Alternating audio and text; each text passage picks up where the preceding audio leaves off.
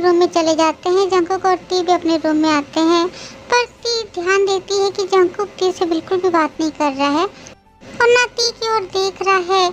ऐसे चुपचाप जंकुक उसे इग्नोर कर रहा है। ये देख के टी को समझ आता है कि जंकुक बहुत ज़्यादा गुस्से में है और गुस्से में रहना भी चाहिए क्योंकि उन्होंने काम ही ऐसा किया है। टी सोचती है कि अब वो जंकुक को कैसे मनाएगी। तभी जंकुक ड्रेसिंग टेबल के सामने जाके अपना घड़ी खोलने लगता है, तो टी दौड़ के पीछे से जाके जंकुक को हक कर लेती है और सैड होते हुए बोलती है, सॉरी और कभी भी ऐसा नहीं होगा। सच्ची बोल रही हूँ, प्लीज माफ कर दो, प्लीज मुझसे बात करो। टी के सॉरी का जंकुक पर कोई असर होता नहीं है। जंकुक टी का हाथ छुड़ाते हुए वहाँ से जाने लगता है, तो टी फिर से जंकुक का हाथ पकड़ के बोलने लगती है, सॉरी ना, प्लीज माफ कर दो। जंकुक अब गुस्से से टी की ओर देखता है, उसके दोनों बाजू पकड़ के उसे हिलाते हुए बोलता है, व्हाट सॉरी? हाँ, सॉरी बोलने से सब कुछ ठीक हो जाएगा क्या? तुम क्या अभी वो छोटी सी टी हो क्या जो कुछ भी नहीं समझती? तुम्हें पता भी है क्या कि तुम एक सेकंड के लिए भी मेरे आंखों के सामने से दूर हो जाती हो तो मेरी जान निकल जाती है। तुम्हें पता है तुम्हें ना देख के मेरी हालत क्या हुई थी? ये 3 घंटे मेरे लिए 10 साल लग रहे थे। आज वो लोग अगर सच में बहुत ज्यादा बुरे लोग होते तो तुम लोगों के साथ क्या कर सकते थे वो लोग? तुम्हें कोई आइडिया भी है? ये बात सोच के मेरी रूह कांपने लगती है, पर तुम नहीं समझोगी। अगर तुम समझती तो तुम बार बार ऐसा नहीं करती मेरे साथ। मैंने तुम्हें मना किया था ना बाहर जाने के लिए, तो तुम्हें कौन सा ऐसा जरूरी काम याद आ गया जो तुम बाहर बिना बताए चली गई? बोलो। टी आंसू भरी आंखों से जंकुक को देखती है और कुछ बोलने वाली थी, उससे पहले ही जंकुक से रोकते हुए बोलता है, रहने दो, बोलने की कोई जरूरत नहीं है। तुम्हारी ये सिली एक्सक्यूजेस मुझे सुनने में कोई इंटरेस्ट नहीं है।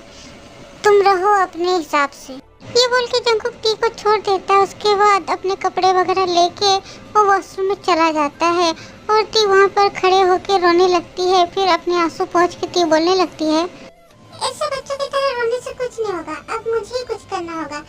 मैंने अपने सफेद खरगोश को बहुत दुख दे दिया है, उसे नाराज कर दिया है, अब मुझे ही उसे मनाना होगा। जैसे मैंने उसे गुस्सा दिलाया है, मैं ही उसका गुस्सा भी दूर करूंगी। ये सब बोल के टी अपने मन में प्लान कर लेती है। 10 मिनट बाद जंकुक नहा के वॉशरूम से बाहर निकलता है। वॉशरूम से बाहर निकलते ही जंकुक चौंक जाता है टी को देखकर, क्योंकि टी एक रेड कलर का साड़ी पहन के खड़ी हुई है। टी फिल्मों की हीरोइन की जैसे साड़ी को पहनी है, जिसकी वजह से उसका पेट पूरी तरह से दिखाई दे रहा है। टी को इस हालत में देख के जंकुक का तो नशा चढ़ जा रहा है, पर उसे याद आता है कि वो तो टी से नाराज है, इसलिए वो अपनी नाराजगी को इम्पोर्टेंस देते हुए टी के सामने से टी को इग्नोर करते हुए जाने लगता है। पर टी भी इतना जल्दी हार मानने वालों में से नहीं है। आज तो वो कैसे भी करके अपने सफेद खरगोश का नाराजगी दूर करके ही रहेगी, उसे मना के रहेगी। इसलिए टी जंकुक का हाथ पकड़ के उसे अपनी ओर फेरते हुए उसके क्लोज जाने लगती है और गाने लगती है, मेरे सोने मेरे दीवाने, झूठ नहीं है मेरा प्यार, दीवानी से हो गई गलती, जाने दो यार, I love you। जंकुक अपनी फीलिंग्स बिल्कुल भी दिखाता नहीं है। फिर से वो टी को इग्नोर करके वहाँ से जाने लगता है, तो टी जंकुक का शर्ट पकड़ के उसे सोफे की ओर लेके जाने लगती है और गाने लगती है, आंखें मेरी आंखों में तुम देखो, इनमें है तस्वीर तुम्हारी, कहने को दिल मेरा है देखो, धड़कन में है तुम्हारी। टी का ऐसा गाना और उसका डांस देख के जंकुक तो मन ही मन में बहुत इंजॉय कर रहा है। वो आइसक्रीम की तरह पिघल जा रहा है, पर ऊपर से दिखा नहीं रहा है। ऊपर से वो अभी भी नाराजगी दिखा रहा है और वहाँ से उठ के जाने लगता है। तो टी जंकुक को फिर से सोफे में बैठा देती है और उसके गोद में उठ के बैठ जाती है और उसके शर्ट को खोने लगती है और गाने लगती है, मेरे सोने मेरे दीवाने, झूठ नहीं है मेरा प्यार, दीवानी से हो गई गलती, जाने दो यार, I love you। बोलो ना, I love you। टी की हरकतें देख के जंकुक अब अपना गुस्सा बिल्कुल भी और दिखा नहीं पाता है। अब वो भी हंस देता है और टी को गोद में उठा के गोल गोल घूमने लगता है और गाने लगता है। I love you, I love you। गाना गाते गाते जंकुक टी को गोद में ही लेके बेड की ओर जाने लगता है और टी शर्म से अपना मुंह छुपाने लगती है। नेक्स्ट डे ही जंकुक और बाकी सब मुंबई आ जाते हैं। मुंबई आके 1 सप्ताह बीत गया है। सब लोग अपनी अपनी लाइफ में बिजी हो गए हैं। जंकुक और टी की लाइफ अगर देखने जाए तो अच्छी चल रही है, पर आजकल टी कुछ बातें नोटिस कर रही है कि जंकुक आजकल थोड़ा कैसे पता नहीं बदल गया है। जंकुक आजकल घर बहुत लेट से आता है और मॉर्निंग में भी बहुत जल्दी ऑफिस चला जाता है। जंकुक टी को भी ज़्यादा टाइम नहीं दे पाता है, पर इस बात को लेके भी जंकुक ज़्यादा अफसोस नहीं करती है। वो समझती है कि जंकुक का बहुत बड़ा बिजनेस है, शायद काम का बहुत ज़्यादा प्रेशर होगा, इसलिए वो इस वजह से टाइम नहीं दे पा रहा है।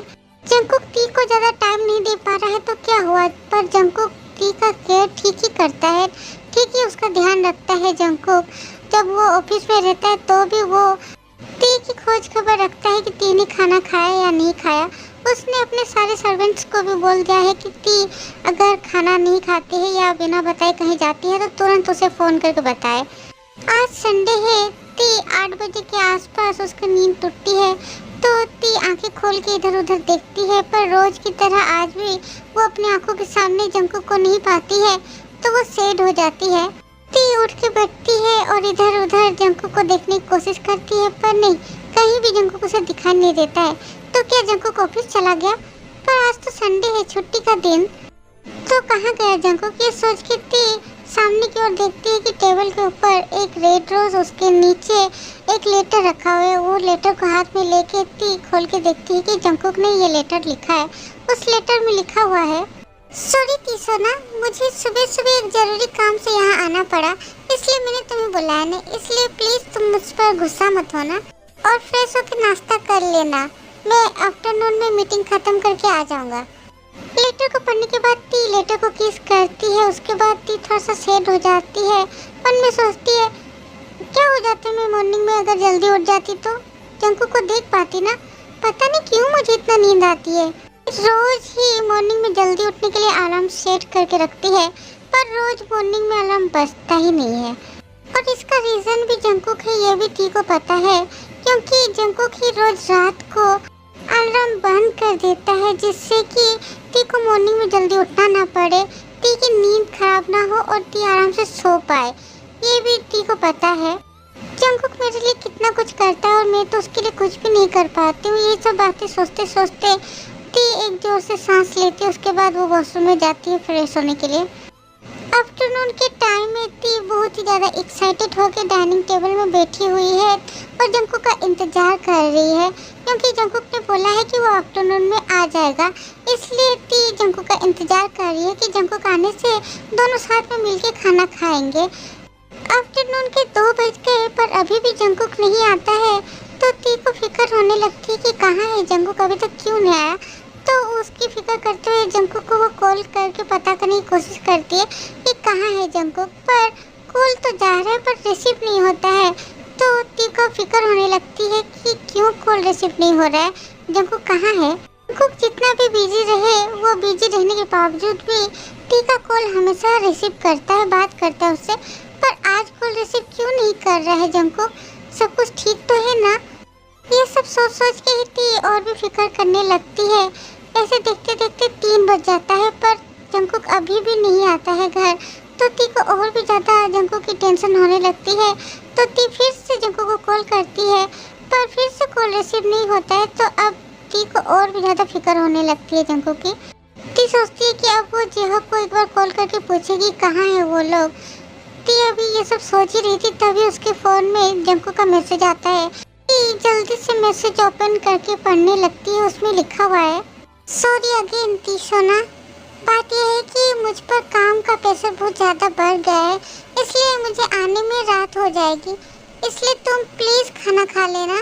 बिल्कुल भी भूखी नहीं रहोगी तुम, खाना खा लेना ओके, क्योंकि मैं सर्वेंट से बिल्कुल तुम्हारे बारे में पूछूंगा कि तुमने खाना खाया है कि नहीं। अगर मुझे पता चला कि तुमने खाना नहीं खाया है तो उसकी सजा मैं तुम्हारे बदले सर्वेंट्स को दूंगा। इसलिए उनका जॉब अगर बचाना है तो टाइम से तुम खाना खा लेना। Okay bye. मैसेज पढ़ने के बाद ती एक चैन की सांस तो लेती है पर उदास हो जाती है। कहाँ वो सोची थी कि जंकुक आने से दोनों साथ में मिलके खाना खाएंगे, पर जंकुक तो आता ही नहीं है। इसलिए ती की तो भूख ही मर जाती है। उसका बिल्कुल भी मन नहीं कर रहा है खाना खाने का। पर उसे याद आता है कि जंकुक ने उसे धमकी दिया है कि अगर वो खाना नहीं खाएगी तो सारे सर्वेंट्स की जॉब चली जाएंगी। इसलिए उसका मन नहीं होते हुए भी वो ऐसे ही खाना खा लेती है। अभी के लिए बस इतना ही। आर्मी स्टोरी में आगे क्या होता है जाने के लिए वेट करें नेक्स्ट पार्ट का। आर्मी बीच में जो लाइन्स है ना, सॉन्ग है वो पुराना गाना, तो मतलब सूट नहीं हो रही, पर एडजस्ट कर लेना आप लोग, क्योंकि बहुत डिफिकल्ट हो रहा था मुझे गाने में।